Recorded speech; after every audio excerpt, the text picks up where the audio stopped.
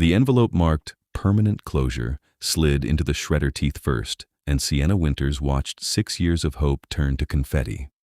She stood alone in the hospital parking garage at 10:30 on a Tuesday, the fluorescent lights humming overhead like insects, and fed her fertility file into the machine page by page. Test results, specialist referrals, ultrasound images of a uterus too scarred to ever hold life. The diagnosis was final: severe Asherman's syndrome following a botched appendectomy at 19. No treatment had worked. No doctor would try again. The shredder chewed through the last page, and Sienna felt something inside her chest go quiet. Not grief anymore. Just silence. She'd kept hoping long past reasonable, past what her friends advised, past what her bank account could sustain. Now she was 28, alone, and tired of fighting her own body.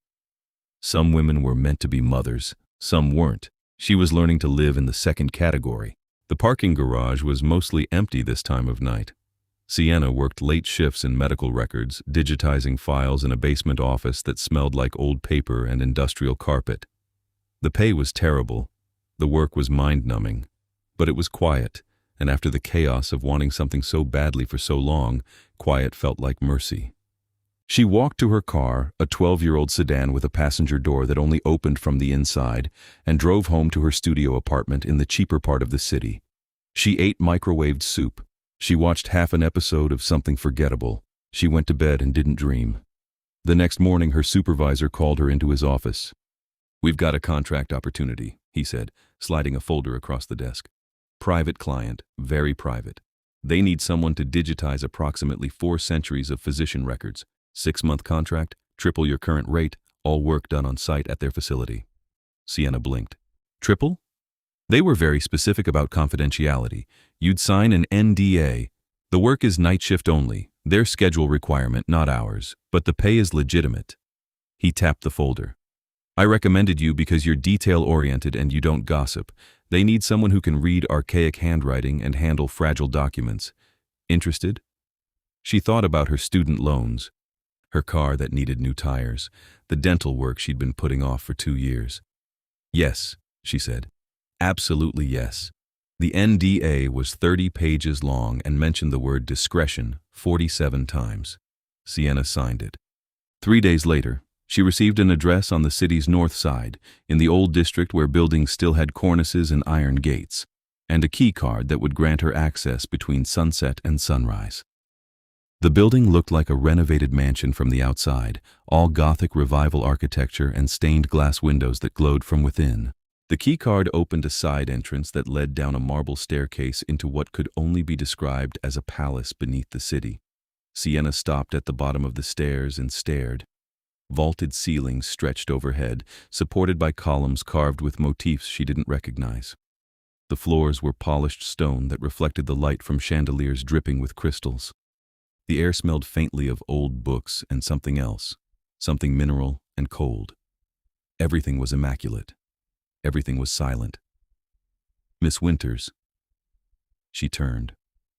A woman stood in one of the archways, tall and slim, wearing a high-collared dress that looked like it belonged in a period drama. Her skin was pale as paper. Her hair fell white blonde down her back. Her eyes were the color of winter ice. "I'm Katya," the woman said. Her voice had an accent Sienna couldn't place, something Eastern European and very old. "I oversee the archives. Follow me, please."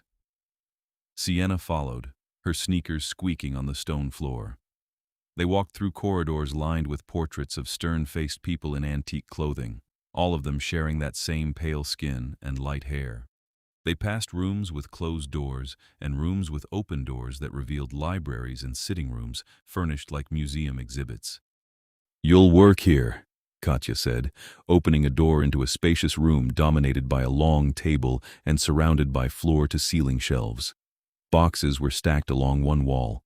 A modern computer and scanner sat incongruously on the Baroque table. "The Physician Annals, dating from 1604 to present. You'll digitize each page, catalog it according to the system I'll show you, and handle the documents with cotton gloves only. Questions?" "What kind of facility is this?" Sienna asked. Katya's expression didn't change. A private residence with historical archives. The family values their privacy. You'll rarely see anyone. I'll check on your progress weekly. Your keycard grants access to this room, the lavatory down the hall, and the exit. Nowhere else. Don't wander. Don't open closed doors. Don't speak to anyone unless they speak to you first. It should have sounded sinister. Instead, it just sounded like a very rich, very eccentric family wanted to be left alone. Understood, Sienna said. Katya showed her the cataloging system, demonstrated the document scanner, and left her alone with 400 years of medical records. Sienna pulled on the cotton gloves, opened the first box, and got to work. The records were fascinating in the way that very old things are fascinating. The earliest documents were written in Latin and an antiquated script that took Sienna 3 days to learn to decipher. They detailed treatments for ailments that no longer existed and procedures that would be considered barbaric now. Bloodletting, leeches, tinctures made from substances she had to look up. But they were meticulous. Whoever these physicians had been, they'd kept exhaustive notes. Patient symptoms, treatments administered, outcomes, recovery times, mortality rates. It took Sienna 2 weeks to notice the pattern. None of the patients were children. None of the mortality records mentioned old age. And many of the patients appeared in records decades apart, with the same names and the same handwriting in the margins. She told herself she was misreading, that these were family names passed down, generation to generation, that the handwriting similarity was coincidence. Then she opened a box from the 1800s and found a patient record for someone named Katya Tsveteva, treated for a fractured femur in 1823. The handwriting in the margins was the same as the handwriting in a record from 1647. Sienna sat back in her chair and looked around the silent room. She wasn't digitizing historical records for a wealthy family. She was digitizing medical files for people who didn't age, people who healed from injuries that should have killed them, people who existed in records spanning centuries without ever dying. She should have been terrified. Instead, she felt a strange, calm certainty settle over her. It explained the night shift requirement, the NDA, the instructions not to wander or speak to anyone. She was working for vampires. Sienna took a long breath, looked at the boxes of records still waiting to be digitized, and thought about the triple pay. Thought about her loans and her car and her dental work. Thought about the fact that in 6 months of late nights here, she'd been utterly alone and completely safe. She pulled the next document from the box and kept working. 3 months into the contract, Sienna found the fertility records. They were tucked into a box from the late 1700s, a series of documents written in French by a physician named Dr. Augustin Moreau.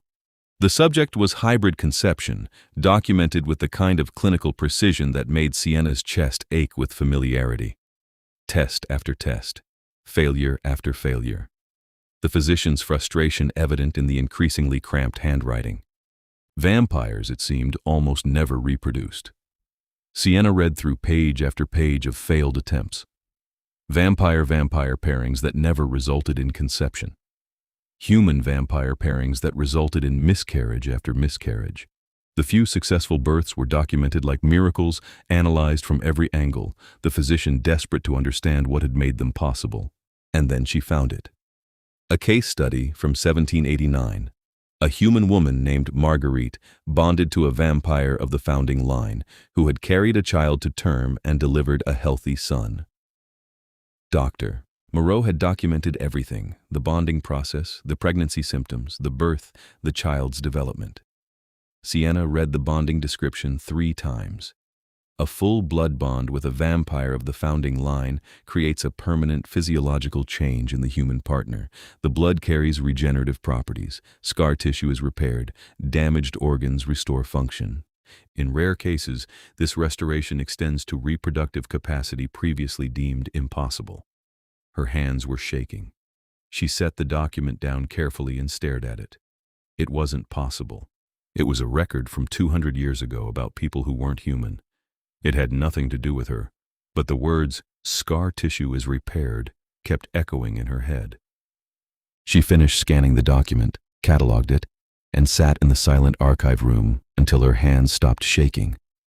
Then she pulled out the next box and kept working, but something had shifted inside her. That quiet place where hope used to live wasn't quite so quiet anymore.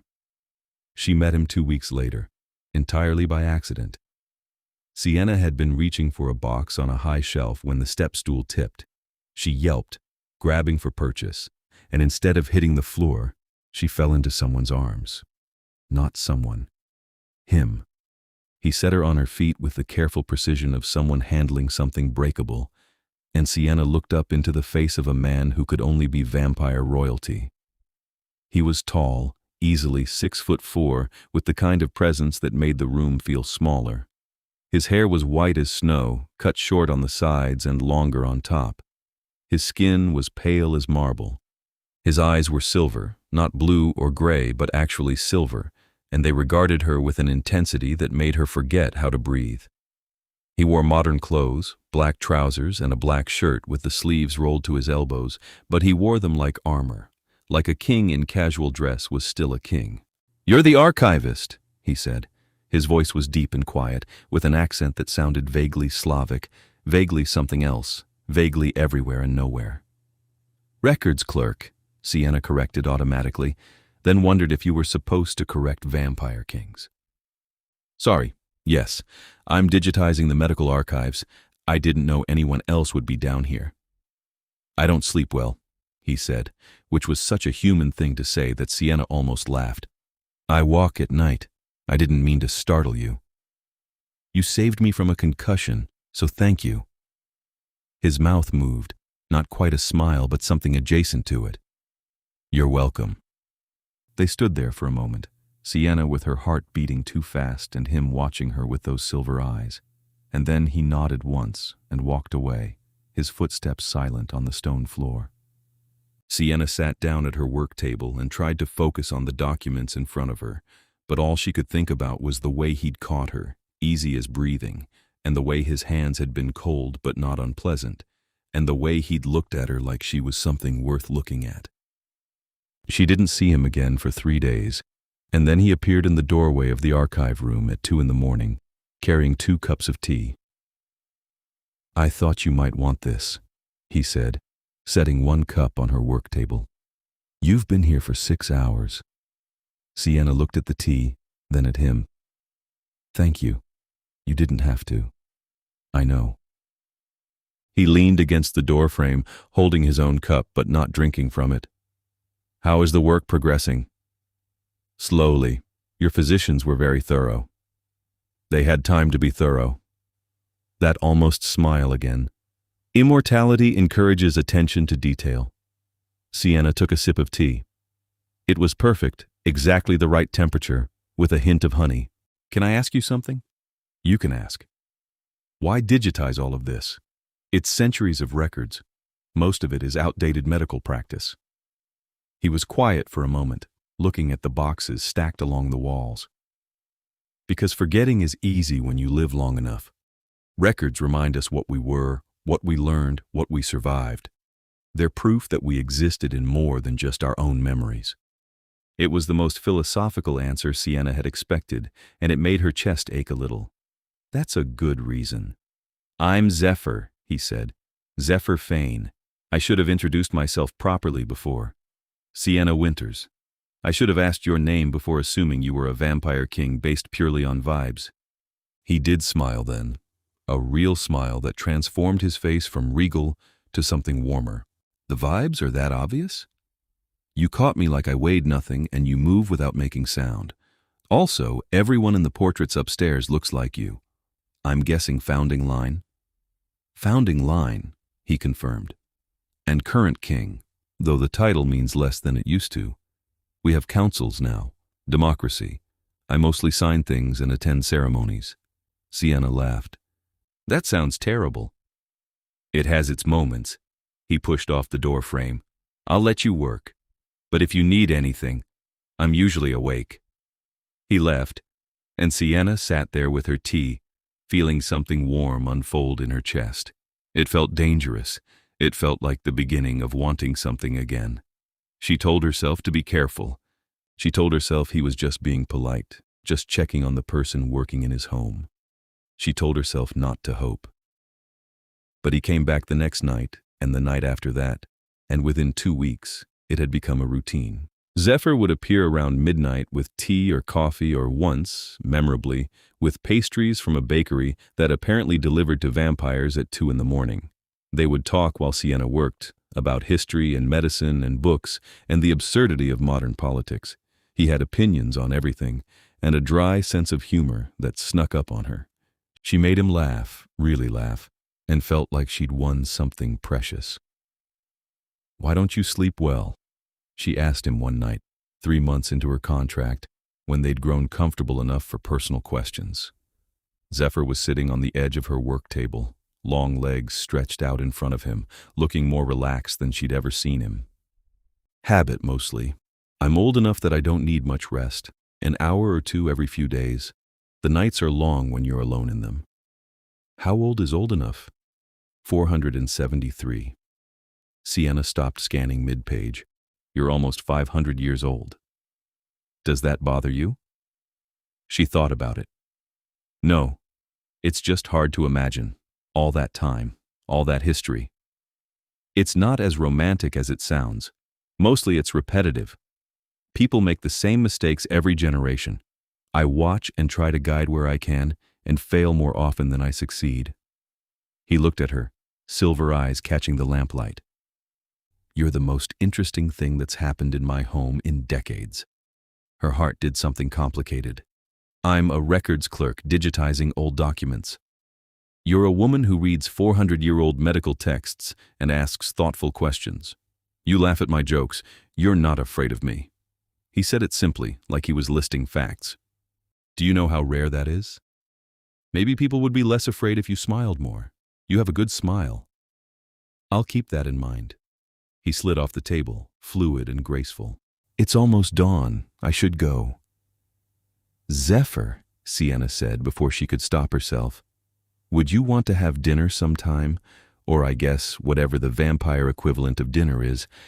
I don't actually know what you eat." He turned back to her, and his expression was so open, so genuinely pleased that she felt her breath catch. "I'd like that very much. And we can eat food, we just don't need to. But I remember enjoying it." He paused. "Tomorrow night?" "Tomorrow night," Sienna agreed, and tried not to feel like she'd just stepped off a cliff. He took her to a restaurant that didn't appear on any map, tucked into a basement 3 blocks from the archive building, where the staff were all vampires, and the clientele were a mix of vampires and humans who clearly knew what they were dining with. Zephyr ordered wine and food that actually tasted incredible, and they talked for 4 hours about everything and nothing. Sienna told him about growing up in foster care, about putting herself through community college, about the medical billing job that had led to the records clerk position. She didn't tell him about the fertility treatments. That still felt too raw, too private. He told her about the early days of his kind, when they'd hidden in shadows and fought amongst themselves for territory. About the slow process of building a society, a court, a set of laws that kept them from destroying each other. About the weight of being responsible for people who would live centuries and remember every mistake you made. "Do you ever regret it?" Sienna asked. "The responsibility?" "Every day," Zephyr said quietly. "But I can't put it down. Too many people depend on the stability." "That sounds lonely." It was. He reached across the table and took her hand, his skin cool against hers. "It's less lonely now." They didn't talk about what they were doing, what this was becoming. They just kept doing it. Dinners turned into long walks through the city at night, Zephyr showing her places that only existed after dark. Hidden clubs and secret gardens and rooftop terraces where you could see the whole city spread out like scattered stars. Sienna kept working on the archives, and Zephyr kept appearing with tea, and somewhere in the quiet hours between midnight and dawn, she fell in love with him. It happened slowly, then all at once. One night she looked at him, really looked at him as he sat reading one of the old medical texts with genuine interest, and realized she wanted this forever. Wanted his dry humor and his careful hands, and the way he listened like every word she said mattered. The realization should have terrified her. Instead, it felt inevitable. "Zephyr," she said, and he looked up from the book. "Yes? I'm falling in love with you." I think I've been falling for a while now. I needed you to know." He set the book down very carefully, rose from his chair, and crossed to where she sat. He cupped her face in both hands, tilted her head up, and kissed her with a tenderness that made her eyes sting. "I've been certain about you since the night I caught you off that step stool," he said against her mouth. "I didn't want to rush you. I didn't want to assume. But Sienna, I've lived 473 years, and I've never felt about anyone the way I feel about you." She kissed him again, deeper this time, and felt his arms come around her, pulling her close. He was cool and solid and real, and she wanted all of him. "There's something I need to tell you," Sienna said when they finally broke apart. "Something about me. It might matter." "Tell me." She told him about the fertility diagnosis, about the scarring, about the doctors who'd said she could never carry a child. She'd thought it wouldn't hurt anymore, but saying it out loud to him, watching his face, made her chest ache all over again. When she finished, Zephyr was quiet for a long moment. "Does it hurt you?" he finally asked. "The scarring physically?" "Not anymore. It did, right after the appendectomy. But it's been years. And you wanted children." "Yes, I did. I don't know if I still do. I stopped letting myself think about it." She looked at him, trying to read his expression. "Does it matter to you?" "Only because it matters to you." He pulled her back into his arms. "Sienna, I've existed for centuries without producing an heir. My cousin is next in line, and he's competent enough. I didn't ask you to fall in love with me because of what you could give me. I asked for nothing except your company. You didn't ask. I fell on my own. Then I'm the luckiest man, human or vampire, in this city." He pressed a kiss to her forehead. "Whatever you can or cannot do changes nothing about how I feel." She believed him. That was the thing. She looked into his silver eyes and believed every word. "I found something in the archives," she said slowly. "Research from the 1700s, about hybrid pregnancies." Zephyr went very still. "What kind of research?" "A physician documented a case where a human woman bonded to a vampire of the founding line was able to conceive and carry a child to term. The physician theorized that the blood bond repaired her damaged tissue." Sienna swallowed. "I know it's old research. I know it might not be accurate, but I couldn't stop thinking about it." "A full blood bond," Zephyr said carefully, "is permanent. It changes your physiology. You'd heal faster, age slower, become harder to kill. You wouldn't be human anymore, not entirely, and the bond itself is intimate. My blood in your veins, your blood in mine. A connection that can't be broken. Would you want that? With me?" He looked at her like she'd asked if the sun would rise. "Yes, God, yes, but Sienna, you need to be sure. This isn't something you can undo." "I'm sure," she said, and meant it. "I've never been more sure of anything." They performed the blood bond that night, in his private chambers deep in the palace beneath the city. Zephyr explained the process carefully, made sure she understood each step, gave her a dozen opportunities to change her mind. Sienna didn't waver. He bit his own wrist first, let the blood well up dark and viscous, and offered it to her.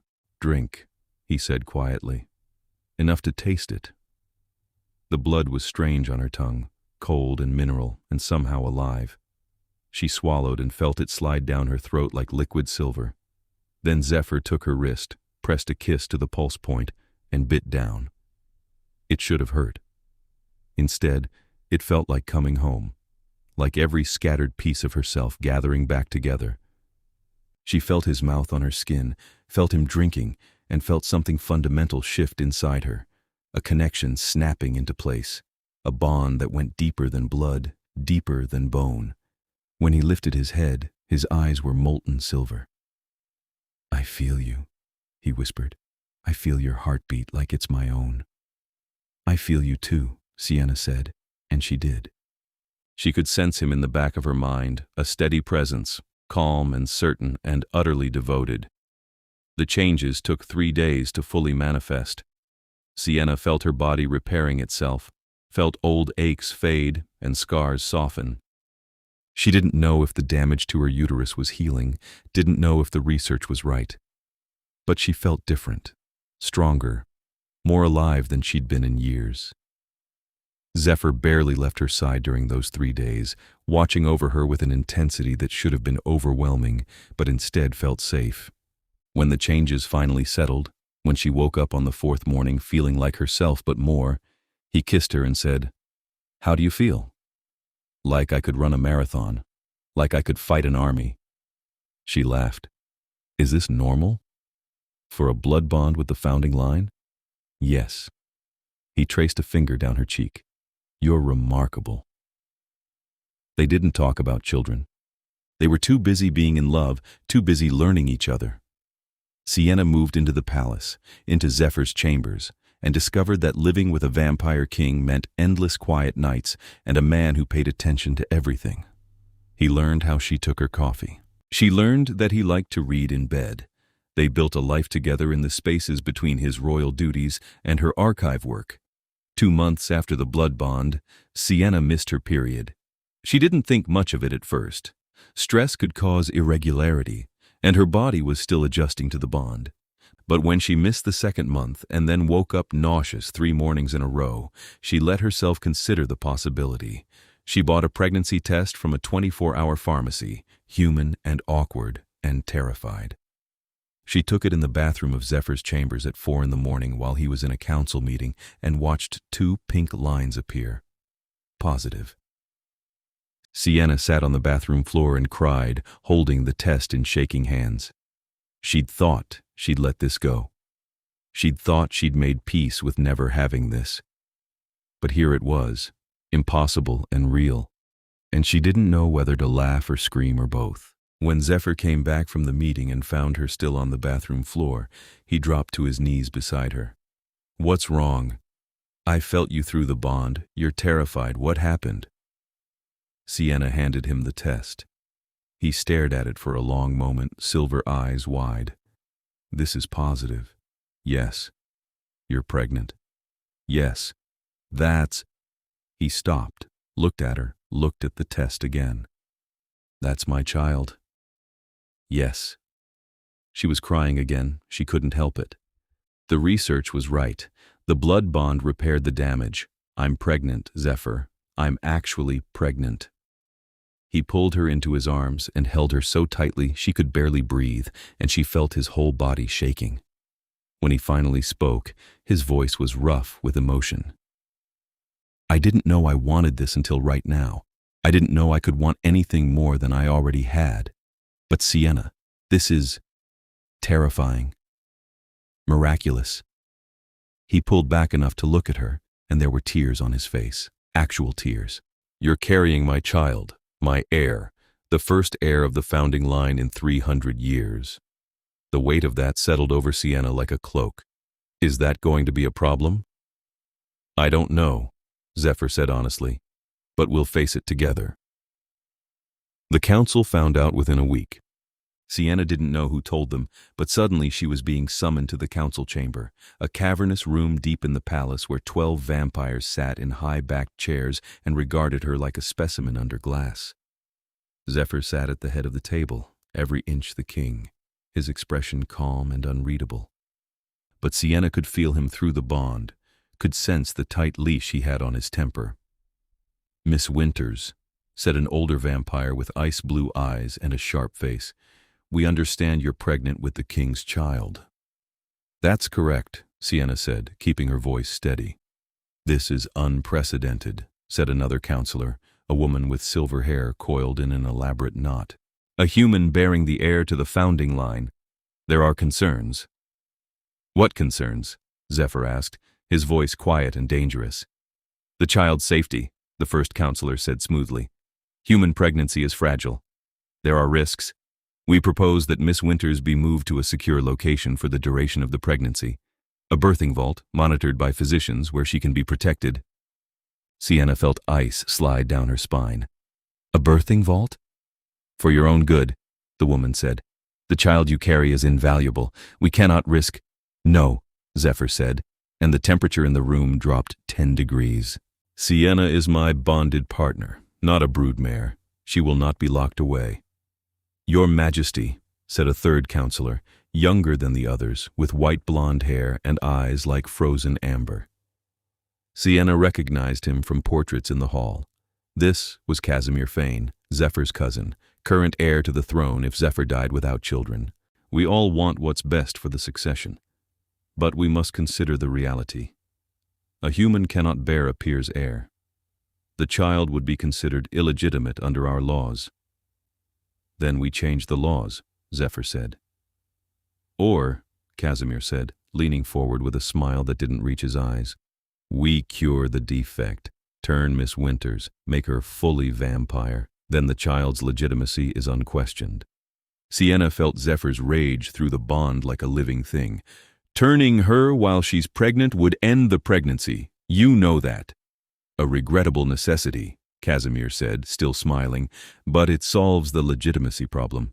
And there's always the possibility of another child later when she's fully turned. Get out, Zephyr said softly. Casimir blinked. I'm sorry? Get out of this chamber before I remove you myself. Zephyr stood, and every vampire in the room went still. All of you, this council is dismissed. They filed out in silence, Casimir last, shooting Sienna a look that made her skin crawl. When the door closed behind them, Zephyr sagged slightly, bracing his hands on the table.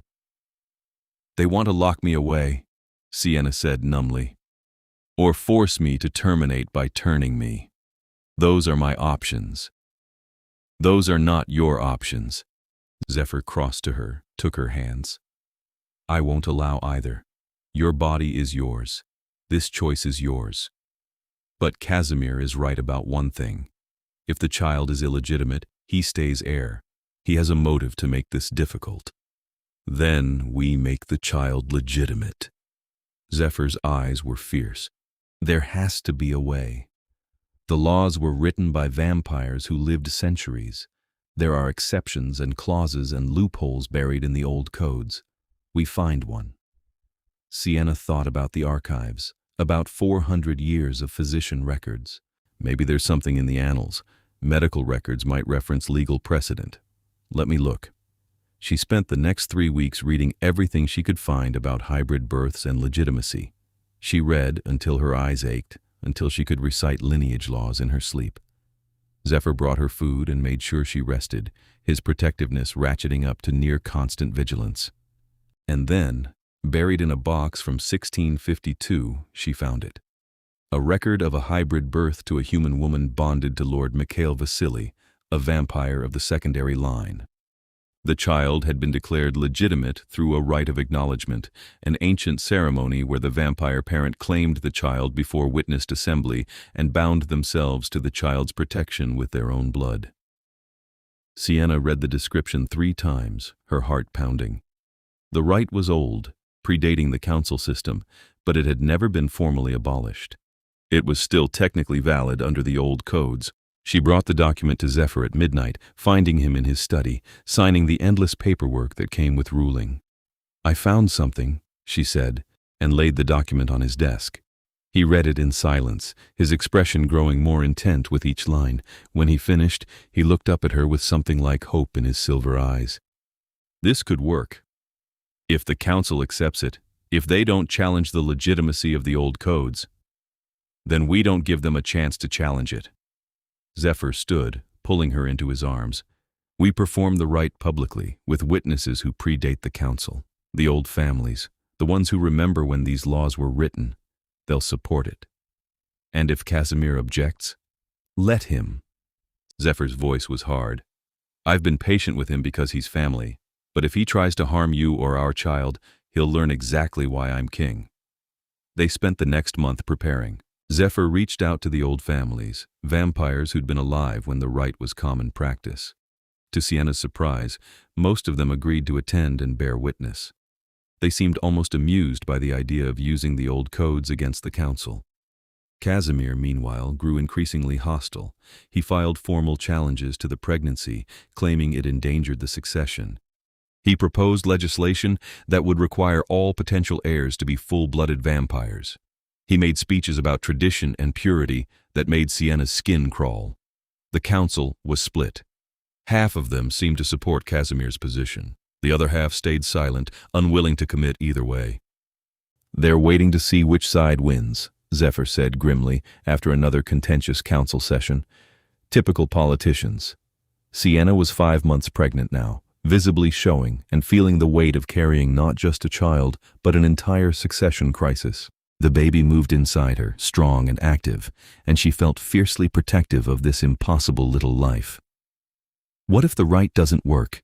she asked Zephyr one night, lying in bed with his hand on her belly, feeling the baby kick. "What if they refuse to recognize it?" "Then we leave," Zephyr said simply. "I'll abdicate. We'll take our child and go somewhere the council can't reach us." Sienna turned to look at him. "You'd give up the throne?" "I'd give up anything for you." He said it like it was the easiest truth in the world. "The throne is duty. You're my choice. You and our son." "You think it's a son?"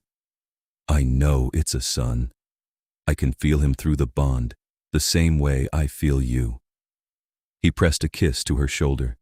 Strong and stubborn, just like his mother. The night of the rite of acknowledgement, the palace's great hall filled with vampires who hadn't assembled in one place for decades. The old families came, ancient and powerful, wearing clothing that spanned centuries of fashion. They watched with interest as Sienna and Zephyr walked to the center of the hall, where a ceremonial dais had been set up. The council sat in the front row, Casimir among them, his expression cold. Zephyr had explained the ceremony to Sienna a dozen times, made sure she understood each step. But standing there in front of hundreds of vampires, feeling their eyes on her pregnant belly, she felt her courage waver. Then Zephyr took her hand, and she felt his certainty through the bond, his absolute conviction that this would work, that they would protect their child.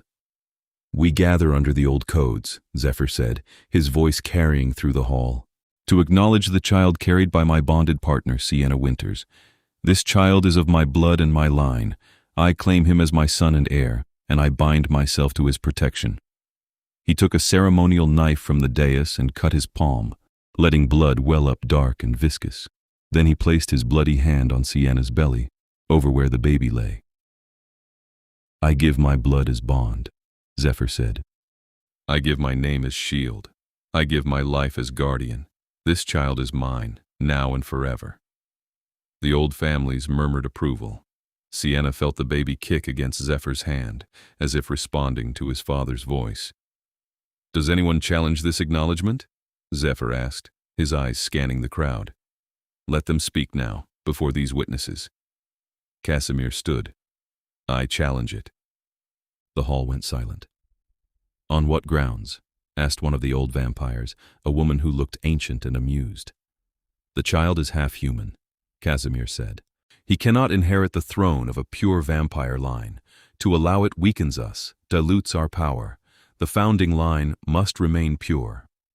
"The founding line," Zephyr said quietly, "has survived 4 centuries because we adapted, because we grew, because we did not cling to the idea that purity mattered more than survival. My son is the first heir of the founding line in 300 years. He carries my blood, my strength, my legacy. That is what matters." "He's tainted," Casimir snapped, losing his composure. "And she's nothing but a human broodmare who got lucky." Zephyr moved faster than Sienna could track. One moment he was standing beside her. The next he had Casimir by the throat, lifted off the ground, Zephyr's eyes blazing molten silver. "Finish that sentence," Zephyr said softly, "and I will end you." The hall erupted. Council members shouted. The old families watched with interest. Sienna stood on the dais with her hand on her belly, feeling the baby kick, and felt a fierce pride in the man she loved. Zephyr set Casimir down and shoved him backward. "You're removed from the line of succession, exiled from this court. If you ever speak to or about my partner or my child again, I will consider it a declaration of war." "You can't exile me," Casimir gasped. The council, said the ancient vampire woman, rising from her seat, recognizes the king's right under the old codes to remove any threat to an acknowledged heir. The right of acknowledgement is valid. The child is legitimate. And you, Casimir Fane, are in exile. She looked around at the assembled old families. All in favor? A chorus of agreement echoed through the hall. The council members looked at each other, clearly trying to calculate the political fallout, and one by one, they nodded. It's decided, Zephyr said. My son is my heir. Sienna is under my protection, and anyone who threatens either of them answers to me. Casimir stared at him with hatred in his eyes, then turned and walked out of the hall. The doors slammed behind him. Sienna let out a breath she didn't know she'd been holding. Zephyr returned to her side, took her hand, and kissed it gently. Are you all right? He asked quietly. I will be, Sienna said. We both will be.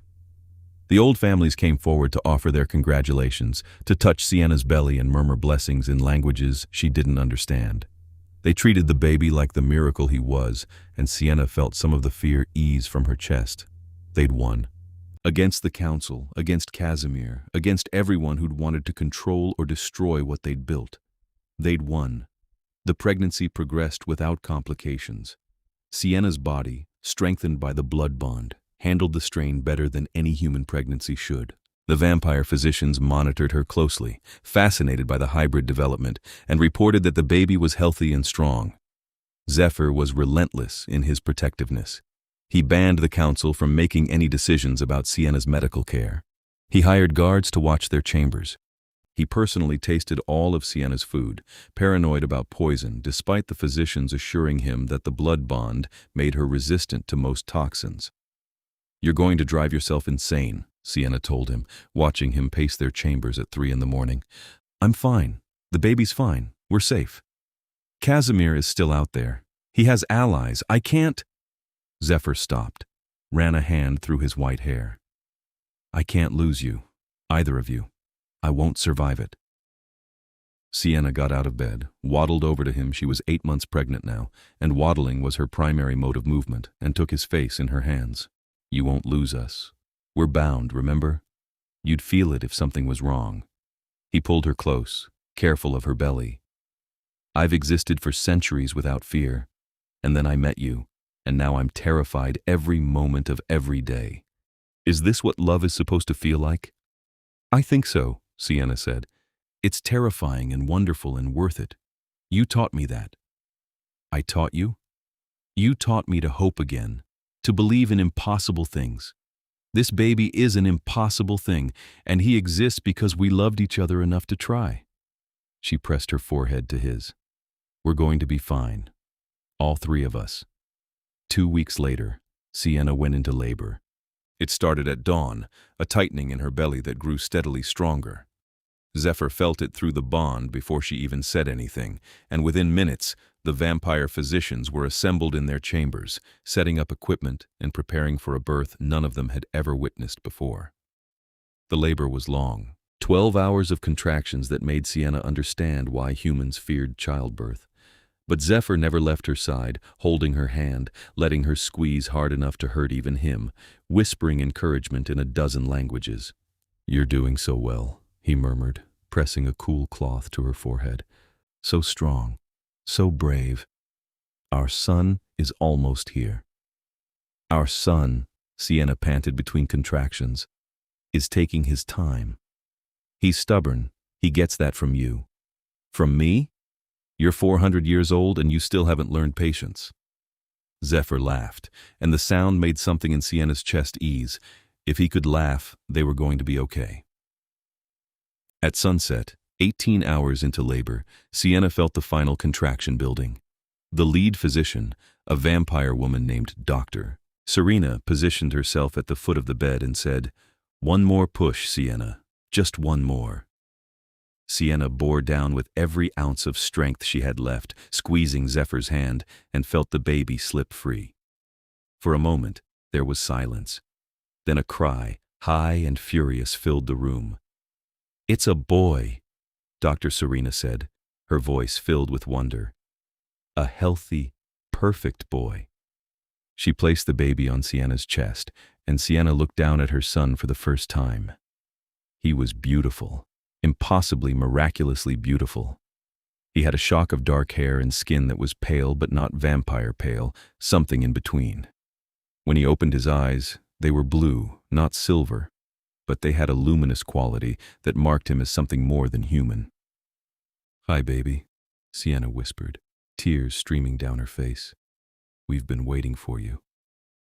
Zephyr was crying too, actual tears running down his face as he looked at his son. "He's perfect. Sienna, he's absolutely perfect." "What are we going to name him?" Sienna asked. Zephyr reached out and touched the baby's tiny hand, and the baby gripped his finger with surprising strength. "Lucan," Zephyr said softly. "It means light. He brought light into a world that's been dark for too long." "Lucan," Sienna repeated, testing the name. "Lucan Fane, I love it." Dr. Serena and her team finished their examinations, declared both mother and baby healthy, and left them alone.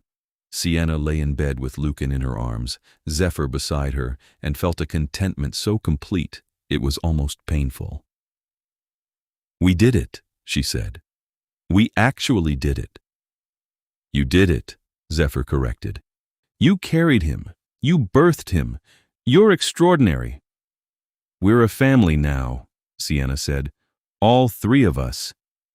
Lucan made a small sound, already rooting for food, and Sienna laughed. Okay, let's figure out this feeding thing." The next few months were a blur of sleepless nights and endless wonder. Lucan was an easy baby, as babies went, but he was also half vampire, which meant he slept in odd patterns and grew faster than a human child should. By 3 months, he was the size of a 6-month-old. By 6 months, he was walking and babbling in what sounded like 3 different languages. The council accepted him because they had no choice. The old families adored him. Vampires who'd never shown interest in children stopped by to meet the heir, to marvel at the hybrid who should have been impossible. Sienna navigated it all with a combination of grace and exhaustion. She'd stopped working in the archives to focus on Lucan, but she didn't miss it. This was the work that mattered now. Zephyr was a devoted father, the kind who got up for middle-of-the-night feedings even though he didn't need to sleep, who played peekaboo for hours, who looked at his son like he'd hung the moon. Watching him with Lucan made Sienna fall in love with him all over again. When Lucan was 8 months old, Zephyr came to Sienna with a question. "The vault practice has been abolished," he said. They were in the gardens, a rare green space beneath the palace where Lucan could crawl around on the grass. The council voted unanimously. No human partner will ever be locked away for a pregnancy again. "That's good," Sienna said, watching Lucan try to catch a butterfly. "That's really good. And I've been thinking about your turning." Zephyr crouched beside her, his silver eyes serious. "You said you wanted it before. Do you still?" Sienna had thought about this. A lot. The blood bond had given her enhanced healing and slowed her aging, but she was still fundamentally human. She'd still grow old eventually, still die, while Zephyr and Lucan lived on. "Yes," she said. "I want it. I want to be with you and Lucan for as long as possible. Centuries, if I can have them." "There's no rush," Zephyr said gently. "You can take time to—" "I want to do it this winter," Sienna interrupted. "Before Lucan is old enough to remember me being human. I want him to grow up with a mother who's strong enough to protect him, fast enough to chase him, immortal enough to stay with him." Zephyr pulled her close and kissed her forehead. "Then, this winter, we'll do it together." The turning happened in December, in a private ceremony with just Zephyr and Dr. Serena present. Lucan stayed with one of the old family matriarchs, a vampire who'd raised a dozen children over her long life, and promised to spoil him thoroughly. Zephyr explained the process carefully. It was more intense than the blood bond, would hurt more, would take longer to complete. But when it was done, she'd be vampire, immortal, powerful. "Are you ready?" he asked. "Yes," Sienna said, and meant it. He bit his wrist and gave her his blood, more than before, enough that she felt it burn through her veins like fire. Then he bit her throat, drinking deep, and she felt her human life draining away. It hurt. God, it hurt. Every cell in her body was being rewritten, transformed. She felt her heart slow, her lungs still, her senses sharpened to painful clarity. She heard everything, saw everything, felt everything. And then, After what felt like hours, but was probably minutes, the pain faded. She opened her eyes and saw the world in a way she'd never seen it before. Colors were brighter, sounds were clearer. She could hear Zephyr's heartbeat, slow and steady, could smell the mineral scent of the stone walls, could feel the air moving against her skin. "How do you feel?" Zephyr asked, his voice reverent. Sienna sat up, looked at her hands, flexed her fingers. She felt strong, powerful, alive in a way that defied the fact that her heart barely beat. "I feel amazing," she said, and her voice sounded different, richer. "Is this what it's always like for you?" "Welcome to immortality," Zephyr said, pulling her into his arms. "You're magnificent." They brought Lucan into the room an hour later, and he looked at Sienna with those luminous blue eyes and reached for her. "Mama," he said clearly, one of his first words. Sienna picked him up, marveling at how easy it was now, how she could feel his heartbeat and his warmth and the bond that tied them together. "Hi, baby. Mama's different now, but I'm still me." Lucan patted her face with one chubby hand and giggled. "He knows you," Zephyr said. "He'll always know you." The following spring, they began construction on a solarium. It was Sienna's idea, born from watching Lucan play in the gardens and realizing that he could tolerate sunlight in a way full vampires couldn't. He wasn't harmed by it, though he preferred shade, but he could stand in the sun without burning, could feel its warmth without pain. "He should have a place where he can be in the sun," Sienna said. "A place that's his." So they built it, far from the capital, on land that Zephyr owned in the countryside. A glass solarium filled with plants and light, attached to a comfortable house where they could escape the politics of the court. A place for their family. They moved in when Lucan was 2 years old, dividing their time between the capital and the solarium. In the capital, Zephyr ruled and Sienna navigated court politics with the same skill she'd once used to navigate medical records. In the solarium, they were just a family, playing, reading, watching Lucan grow. Casimir never returned. Rumor said he'd fled to another continent, started a new life far from the court that had rejected him. Sienna didn't care where he was, as long as he stayed away from her family.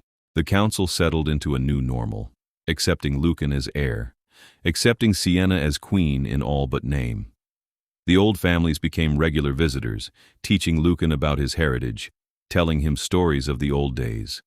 And Sienna, who'd once been told she could never have children, watched her son grow strong and healthy and loved.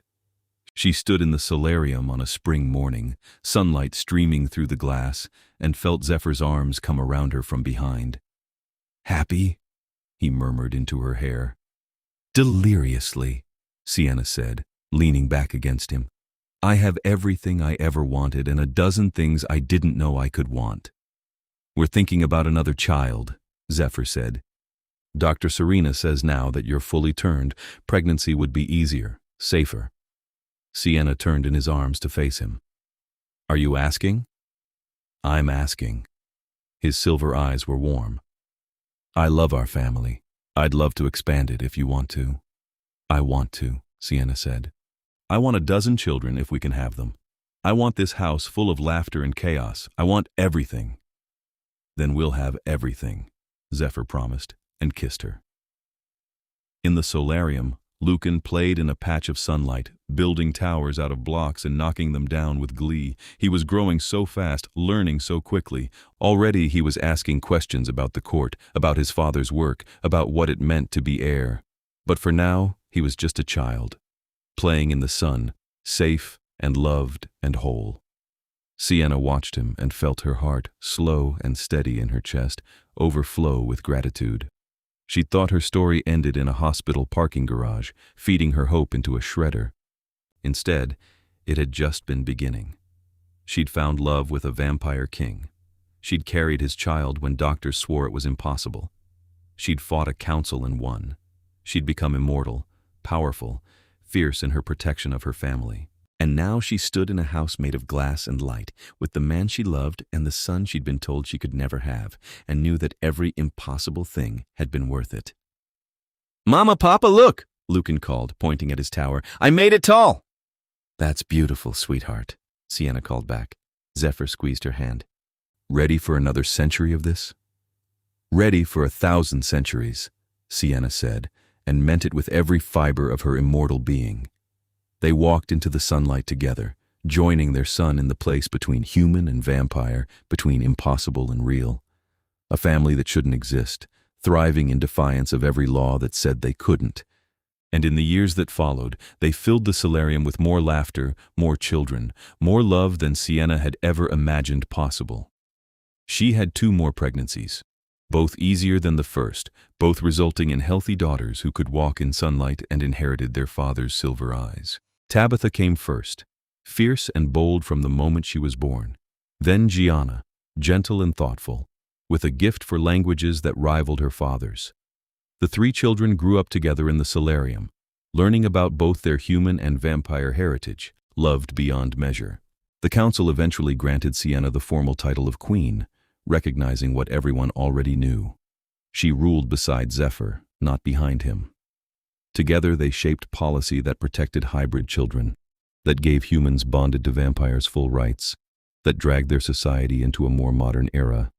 And on quiet nights, when the children were asleep and the solarium was peaceful, Sienna and Zephyr would sit together in the darkness and talk about everything and nothing, the way they had in the archives all those years ago.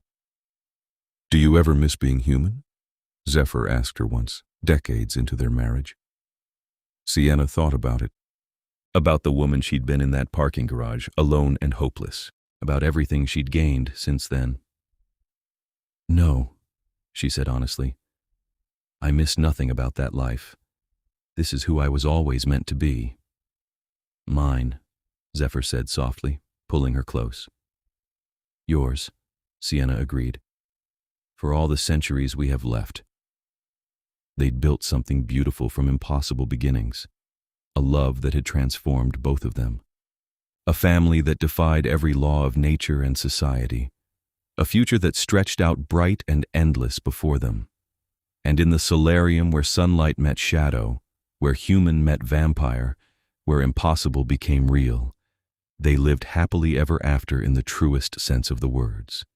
Not without challenges, not without conflict, but with love enough to weather anything. Together, always together. Lucan grew into a wise and compassionate leader, beloved by both humans and vampires. Tabitha became a fierce advocate for hybrid rights, challenging old prejudices with her father's intensity and her mother's strategic mind. Gianna traveled the world, documenting vampire cultures, becoming the historian her mother had once been. And through it all, Sienna and Zephyr remained the constant center. The impossible love that had started everything, the vampire king and the woman who'd been told she could never bear children, who'd given him 3 heirs and a reason to believe in miracles. They stood together in their glass solarium 50 years after Lucan's birth, watching the sunset paint the sky in colors that Sienna's enhanced vision caught in breathtaking detail. "Thank you," Zephyr said quietly. "For what?" "For falling off that step stool. For being brave enough to hope. For giving me a family I didn't know I needed." He turned to face her, silver eyes full of a love that had only deepened over the decades. "For being you." Sienna kissed him, slow and sweet and full of promise. "Thank you for catching me, that night and every night since." Behind them, they heard their children's laughter, heard grandchildren starting to arrive for dinner. The solarium would be full tonight, loud and chaotic and perfect. "Ready?" Zephyr asked, offering his hand. "Always," Sienna said, taking it. And they walked together into the noise and the light and the love, 2 impossible people living an impossible life, proving every single day that some miracles are worth fighting for. The doctors had sworn she could never bear a child, but she'd carried the vampire king's heir and lived to raise him strong. She'd become a queen, a mother, an immortal force in her own right. She'd taken every impossibility and turned it into her beautiful, chaotic, perfect reality. And she wouldn't change a single moment of it.